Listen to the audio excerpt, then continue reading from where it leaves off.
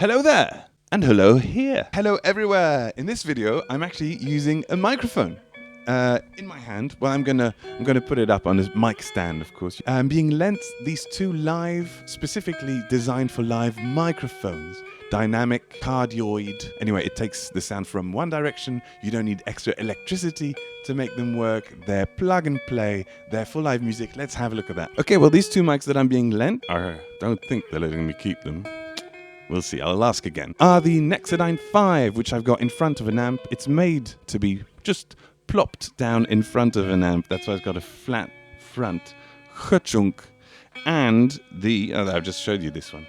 And the Nexadyne 8S. Now, Nexadyne is a series of mics. They've got all sorts for drums as well that are designed for live. And what that means is they're designed not to pick up any other sound than the one you want to pick up. That's why if I move away from this, you're not going to hear too much. Not a lot, a bit more, a bit better. And of course, the quality is great. Sure, they have the classics. They have the SM57. They have the SM58. The 58 will be for the voice, 57 for an amp most of the time. And these are sort of a twist and something specifically designed for dynamic stage presence. And probably you didn't hear the big tractor just driving by. I heard it a lot, but that's what these mics do. Why a mic if you've got an amp? Well, a lot of this, first of all, you might want to record yourself. This microphone does that very well because it's designed to just be very efficient in the zones where an amp will express itself. A guitar amp will express itself, not a bass amp. Obviously, that'll be another microphone. And also, if you've got a sound guy, the sound guy, nowadays, they do want to have control over your guitar or ukulele sound. So they'll pop a mic in front of it, and then that sound, after it goes out of the amp into this microphone, into the mixing guy's sound table, will then go back out into other amplifiers, so the loudspeakers around the stage, and the sound guy will be able to control you like a puppet. Not the notes you play, but definitely maybe the amount of mid and treble and bass that you decided to go with. So that's quite funny. Let's see how they sound together. It's the blues of the live performer. It's the blues. It's the blues. We can do the test also where we see what the mic picks up from what it doesn't want to pick up. Let's have a look at that. Obviously, apart from how they sound, this is the most important test for live equipment. This is quite loud here.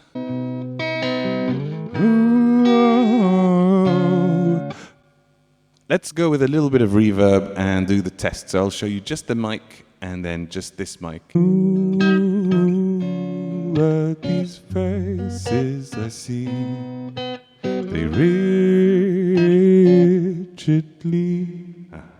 follow the streets. A smile, a prayer for a smile. Their looks they stun all the while. How can one